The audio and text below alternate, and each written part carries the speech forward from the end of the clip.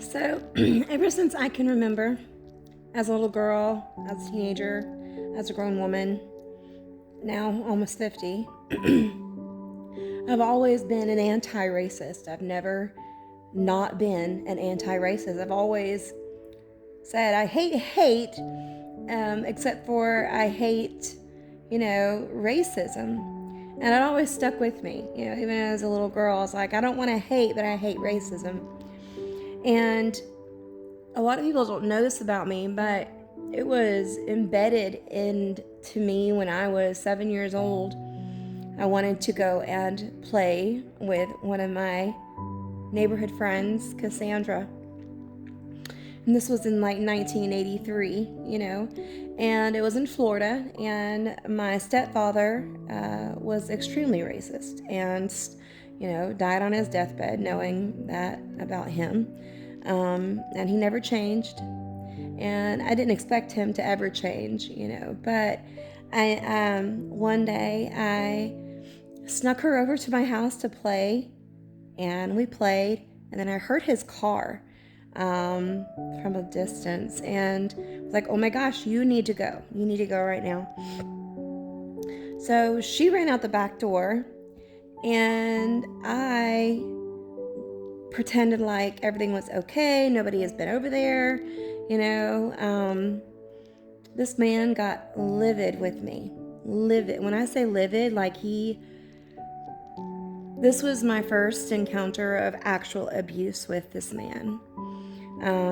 He asked me, had that in-girl been over to the house? No.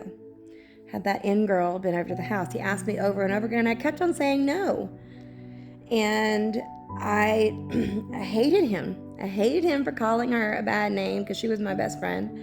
I hated him for yelling at me for wanting to be her friend. And so I made it a point right then and there at 7 years old to never be like him. That wasn't over. It wasn't over. That night lasted about 3 months.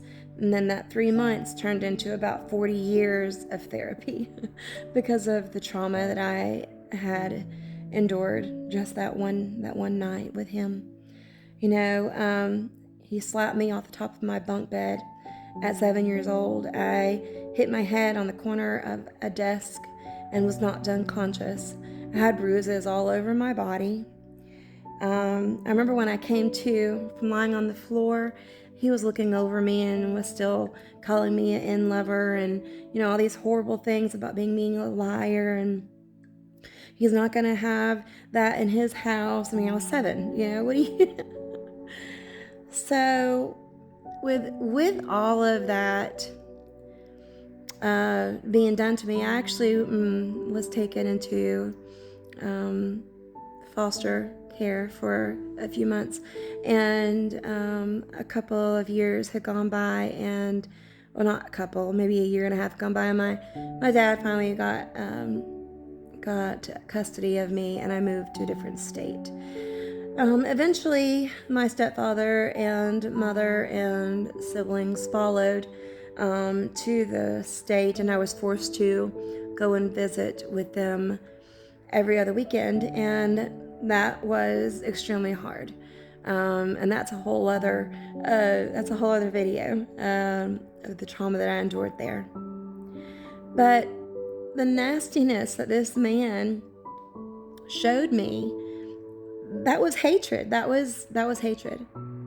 I say all of this because I have always been hyper vigilant when it comes to racism and putting a stop to it, and being an advocate for, different color skins. I mean, that's just who I am. It's who I've always been. So today I went to the lens crafters here in our city, and I ordered a brand new pair of lenses because mine were scratched, and I have insurance on these, and it was like $25 to get it replaced. And so I went in, and waited, and there was a lady who was sitting there in the chair, and I'm like, oh yeah, it looks like they're full, talking to myself. I'm gonna sit right here beside her. So I sit there beside her, and the next thing you know, a couple comes into the door, and they're just standing there at the door. And one of the workers, when she wraps up with her current customer, she immediately goes to this couple at the door instead of giving me or this other lady any kind of attention. The lady that I was sitting next to was African American, and the couple that came in was Caucasian. And so, the couple knew that we were here first, they saw, and then I guess they didn't realize that we had not been addressed yet, which, give people grace, right? Don't assume the worst. And so I'm sitting there, and she says, hello, may I help you, over to the couple. And I was just like, oh.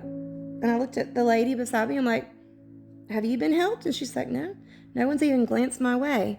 And I'm like, oh, So that made me feel a little uncomfortable. So I sat with that for a minute, and it made her a priority. I'm going to advocate. She's probably been used to that her whole life.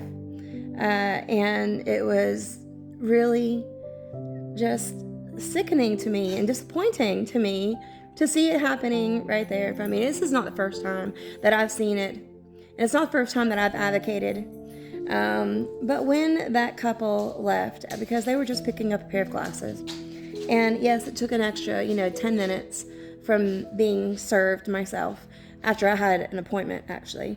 And that couple left, and I didn't really want them to feel bad about their privilege, So I just was like, the lady finally come up, and I'm like, yeah, we've been sitting here for a few minutes. I said, as an advocate, as a matter of fact, I would like to say that this lady needs to go before anybody, and she, I think she appreciated it, maybe not, I don't know, but that's just who I am. I'm just like, this is like 2026, y'all. When are you going to open it up? Open it up. Like, there's a reason why people are the way they are. I can't tell you. I will never understand it. But I do know that I am going to help put an end to racism as much as I can. Stand up. Be an anti-racist. Peace.